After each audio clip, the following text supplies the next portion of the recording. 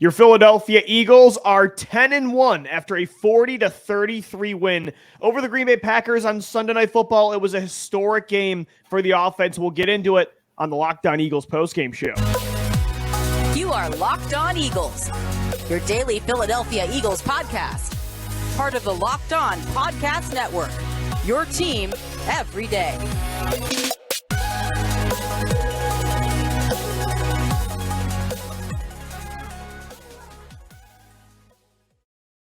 We thank you so much for making Locked On Eagles your first listen each and every day. Today's episode is presented by Prize Picks. Prize Picks is daily fantasy made easy. Pick 2 to 5 players, and if they score more or less than their Prize Picks projection, you can win up to 10 times your money on your entry. First-time users can receive a 100% instant deposit match up to $100 with the promo code LOCKEDON. That's prizepicks.com. Promo code LOCKEDON. I'm Louis DiBiase. He's Gino Camilleri. This is the post-game show. The Eagles improved to 10-1 on the season after a 40-33 win over the Green Bay Packers. And Gino, it was an up and down first half for sure, a shootout, a crazy start to this game. 47 points in the first half. But the Eagles offense really took control, especially on the ground in the second half. And man, what a performance by QB1, Jalen Hurts. You can't see it on my camera, but I have the Randall Cunningham Sports Illustrated that says Ultimate Weapon at the top of my wall. And they should recreate that magazine for Jalen after this performance. 153 yards through the air and 2 touchdowns. But the big story was 157 yards on the ground, the most rushing yards by an Eagle in a game ever at quarterback. Michael Vick was holding that record in 2010 with 130 yards. To see what he did today was truly generational. And to do it against the back-to-back MVP in pretty much a shootout, everything we've wanted, checked another box. That was so much fun to watch, especially as guys that grew up loving watching mobile quarterbacks in Philadelphia. That was exactly what an Eagles quarterback should look like. It is, and you talk about prototypes.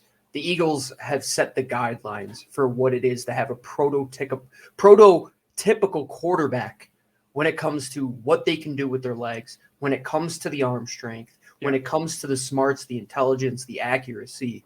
They have had multiple guys at this position that play it so relatively similar to each other that during this game, I'm saying, that's Donovan. I've seen Randall do that before. I've seen Mike Vick do that before. Exactly. He encompasses all of them and his ability to just continue to win, Lou, in a tale of 2 weeks after last week where it was a defensive, just a chess match. Defensive had to win the game for you. Jalen Hurts puts together a great drive to go up and win you that game. And then this week, he had to put together drive after drive after drive after drive after drive because, one, the special teams wasn't helping them out when it came to field position. They were giving up too much field position for the defense, which allowed Green Bay to have 2 turnovers in the first half led to touchdowns. Yeah. Exactly. And then all of a sudden, Green Bay is in this game with a roster that you're saying, man, what is going on? But look, an MVP quarterback, when he is on an MVP level like Aaron Rodgers was until he went out of that game, that is always a threat. And for a team that has that with a complement of Aaron Jones and A.J. Dillon, who ran all over the Philadelphia Eagles tonight, is there a concern for the defense? Yeah, absolutely. But when your offense can win shootouts with a back-to-back MVP, man, I don't know what more to say. Because of your quarterback. And that's that's the most beautiful part. And I think heading into the season, Gino, is such a massive question. We literally did a podcast about this. We watched the Bills and Chiefs last year in the playoffs, and we wondered, man, do the Eagles have a quarterback that can keep up in that kind of fight? We saw it in the playoffs last year. Jalen Hurts couldn't do it against Tom Brady when Jonathan Gannon's defense had no answers. Like at times they didn't today against the Packers, against Aaron Rodgers, against Aaron Jones and A.J. Dillon. But this year, Jalen Hurts has proven that he is that guy. And this was the first true test against a good quarterback. And Aaron Rodgers this year isn't what he was when he won MVP last year, when he won MVP in 2020, but he still is a pretty good quarterback that was hot today.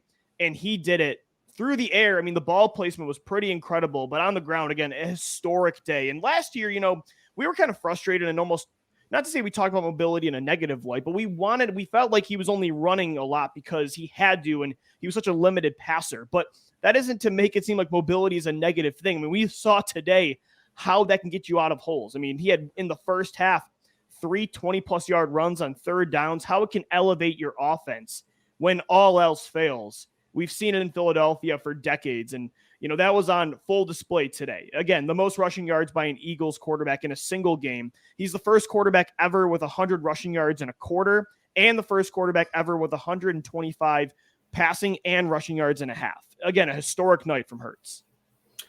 I go back to that 2019 season, a season where you played Green Bay, right? And how did you beat them in that game? You ran the ball. Yeah. We played Buffalo that year as well, Lou. And how did they win that game? They ran the ball. Same way. Yeah. And there's a very interesting point that you have to look at and say, why are you able to do that against teams that have a pretty good pass defense? Well, they're going to go out there in that nickel look all of the time.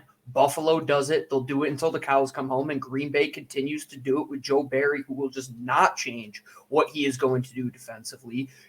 I don't care what you can do when it comes to Jalen Hurts' arm, because we saw in moments when he needed to. The pass to Quez Watkins, the third most improbable completion of the week, according to Next Gen Stats. Perfect back guy can throw. Perfect back shoulder throw. I thought the throw before that to A.J. Brown was ever as perfect as well. AJ just didn't track back. How about the 3rd and 12 conversion in the third quarter? Devontae Smith dropped it, a layer throw over the linebacker. Jair Alexander's coming downhill. And Gino, you mentioned the throw to Quez Watkins that wasn't even complete. I thought it was a throwaway, and it was across his body on the money.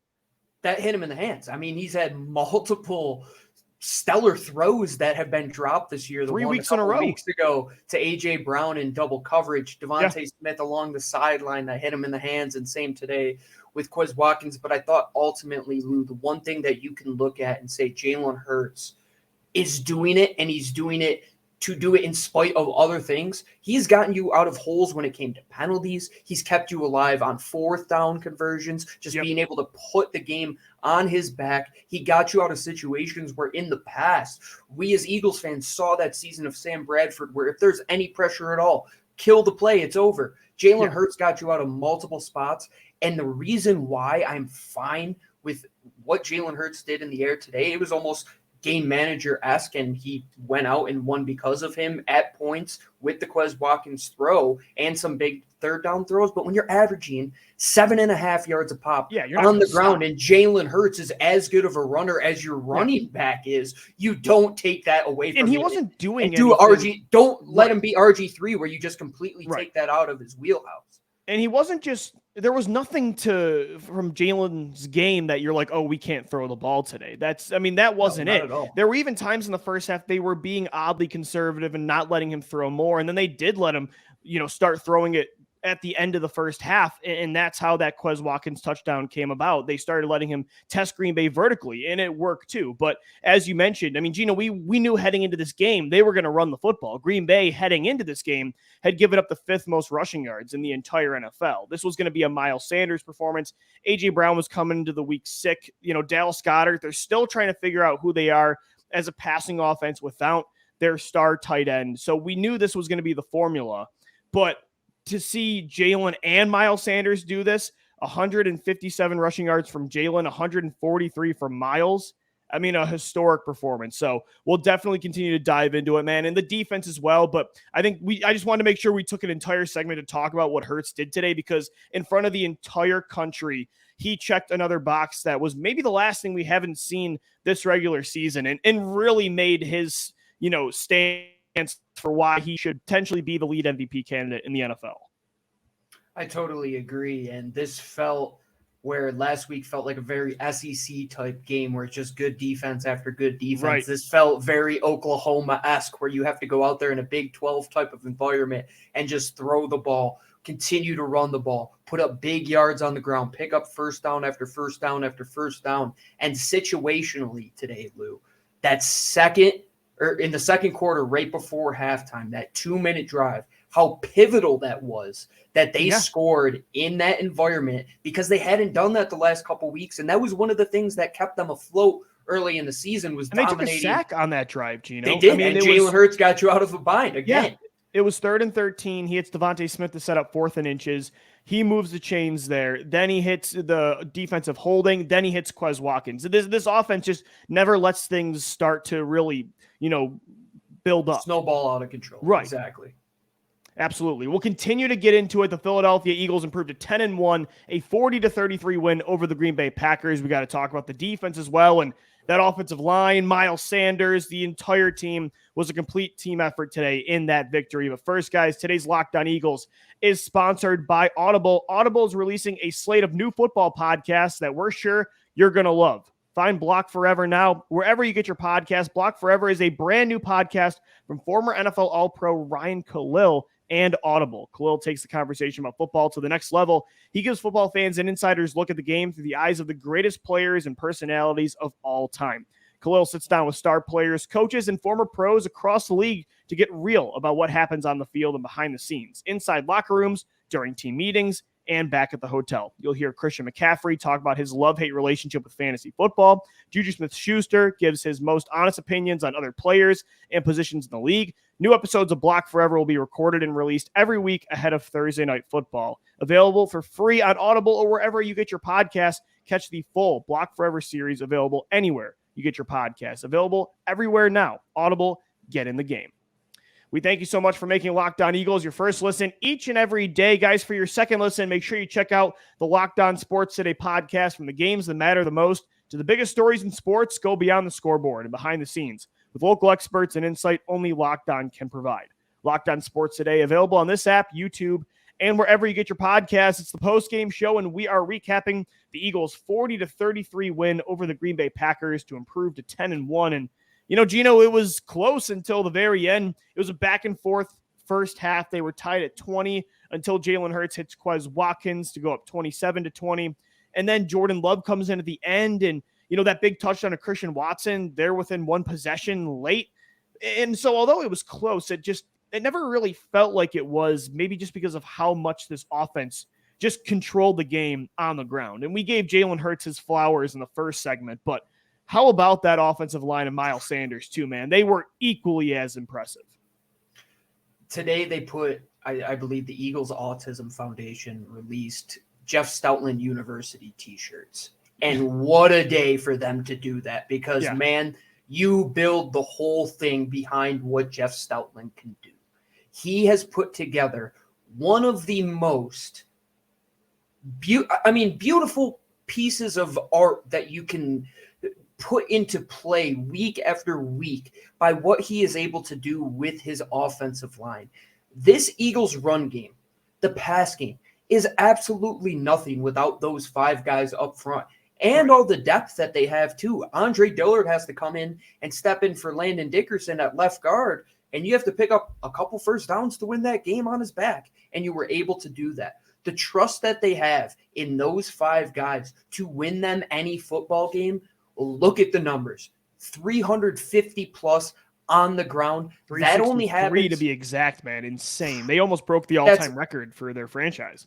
That's absolutely bananas to say that out loud. It's the most since the 1940s, I believe, in any NFL game. The Army-Navy game is in a couple of weeks. You thought that was going to be ground and pound. Man, this was a ground and pound game today. And the thing is, Lou, they're doing it off the backs of just simple plays that you run in high school football. It's just power and counter. But can you beat us? We're going to get to our landmark. We're going to open up a gap. We have the guys with the athleticism, the power, the smarts, and we have a running back who's running as good as ever. We have Boston Scott and Kenny Gainwell, who are the perfect change-up pitch. Yeah. And you have Jalen Hurts, who runs the best quarterback draw in football right now. And that all goes behind that offensive line. And the thing is, Lou, Miles Sanders still leaves yards on the table. When he's dancing a couple times, he could put his shoulder down, pick up 2 to 3 extra yards after contact as well. They could have hit 400 yards on the ground today, and it would have not shocked me. And that cool, calm, and collectedness that you say, Lou, it comes down to the offensive line, because when you have that protection and you have time, hard not to be calm, things will develop. And when you have the mentality that Jason Kelsey always says, It's not who's the toughest. It's who's the toughest the longest. The Eagles were the toughest the longest today. They grinded down that Green Bay defense, snap after snap after snap. And that's a winning recipe when you get into these late months. And now, if you do get Dallas Goedert back healthy, it's only going to open up more things for your run and pass game because they're still trying to figure out their identity in the middle of the field when it comes to their passing offense. Yeah. But like you said, we can turn that run game on at any given time and turn it to a million like you did today.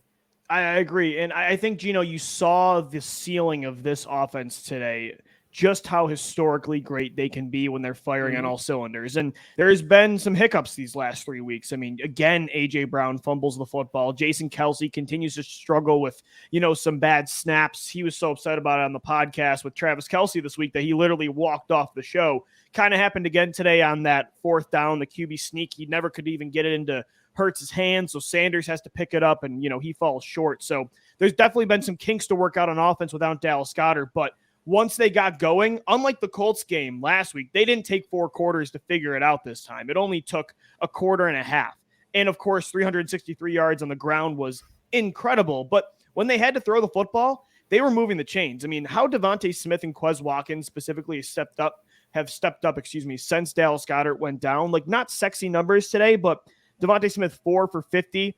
Timely catches. Quez Watkins, again, 3 for 35 and a touchdown. Nick Sirianni said it, that he told Quez before the season, the passing game is going to run through Smith, Goddard, and Brown, but you need to make timely plays. He has done that the last 2 weeks, and then A.J. Brown shakes off that fumble and scores a touchdown. He had 4 for 46 today. To see those three really continue to step up without Goddard, and again, shake things off the short-term memory of A.J. Brown, Jason Kelce, and all these players. Quez Watkins makes a huge mistake against Washington 3 weeks ago. It's had 2 huge touchdowns since.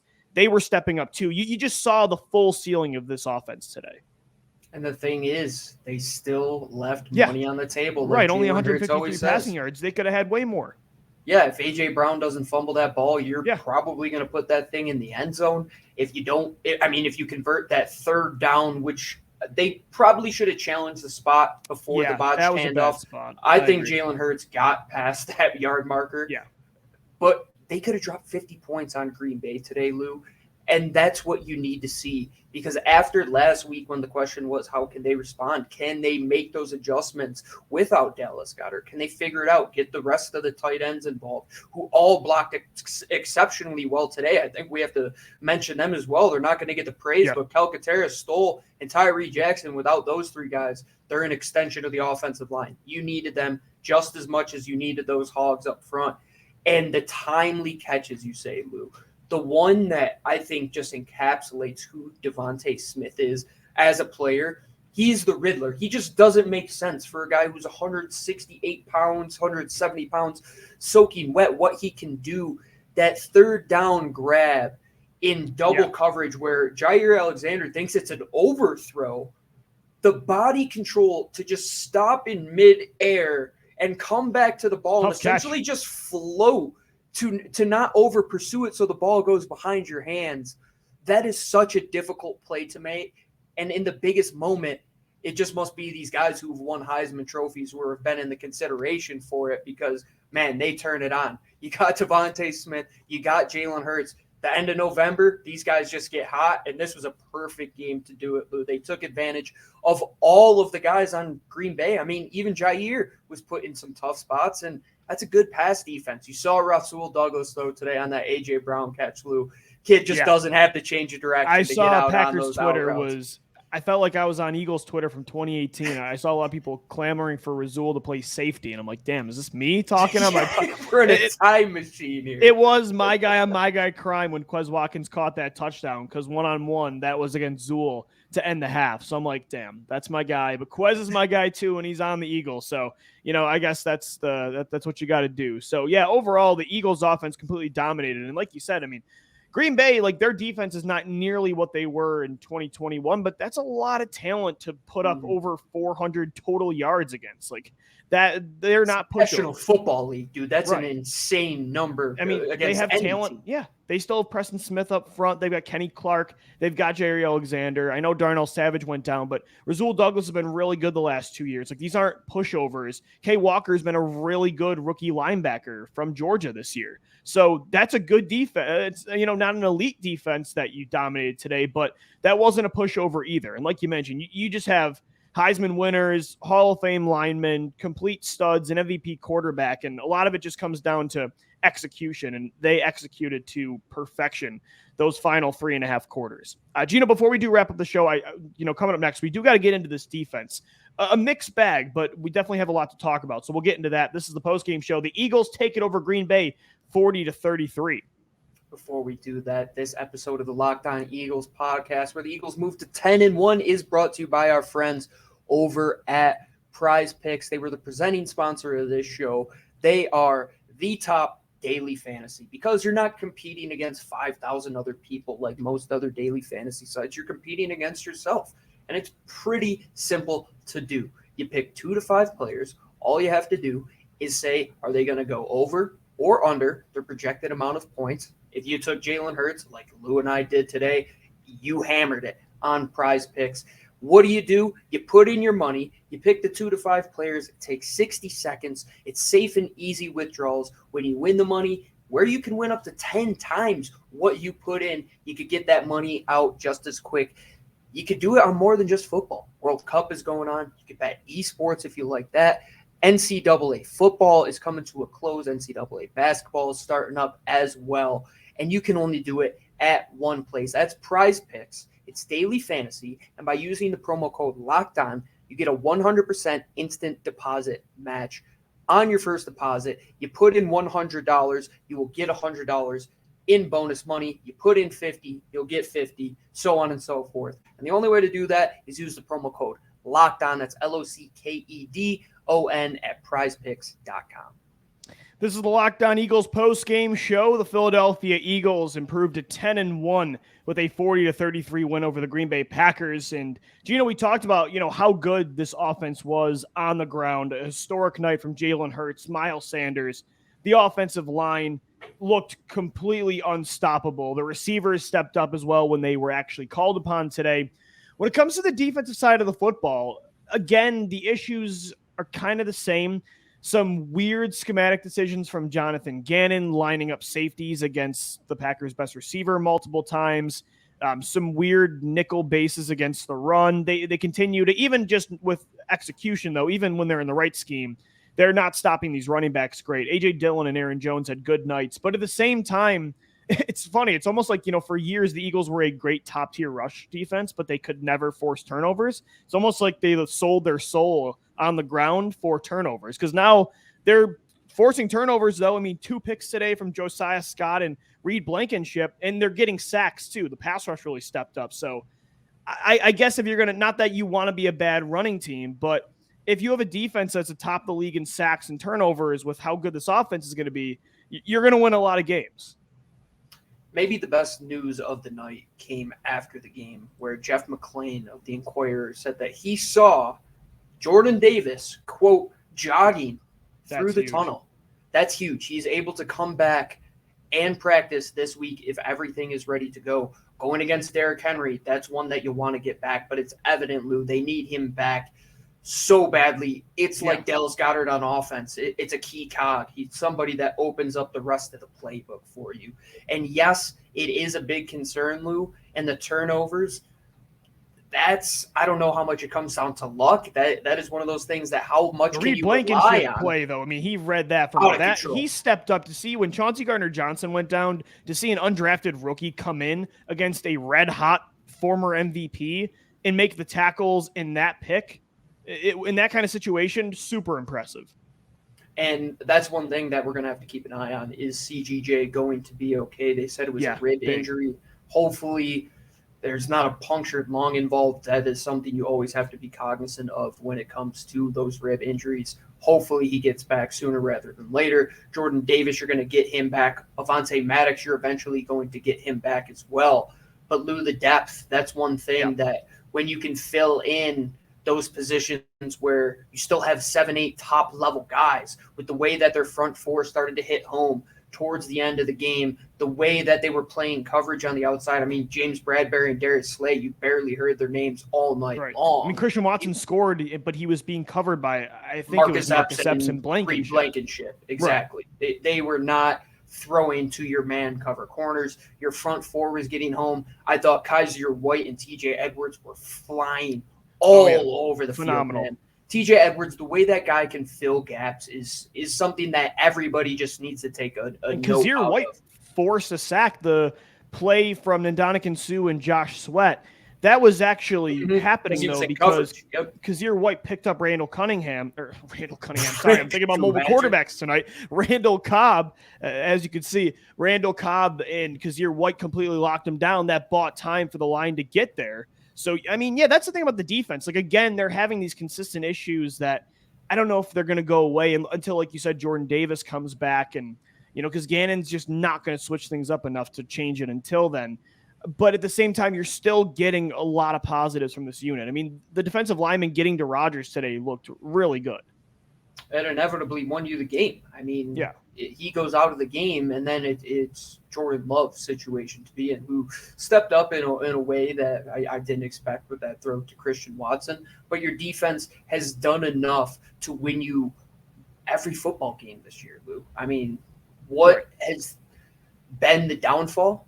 It's been the run game. We know that. But has it changed? I mean, no, it's not like they gave up a ton of passing yards outside of that big let up to Christian Watson. They weren't going down the field and just scoring a ton of points, drive after drive after drive, to where you had to say, okay, maybe our defense is really, really bad. And they were put in bad spots by the offense. Yeah, they definitely the offense won you the game today, but, I mean, there were 2 turnovers in the first half. Look at the field position. Yeah. Look at the field. Right. They started in Eagles territory 3 different times, twice from kick returns, 1 from the turnover. I mean, 50 yards is a lot harder to defend than 80. Yeah.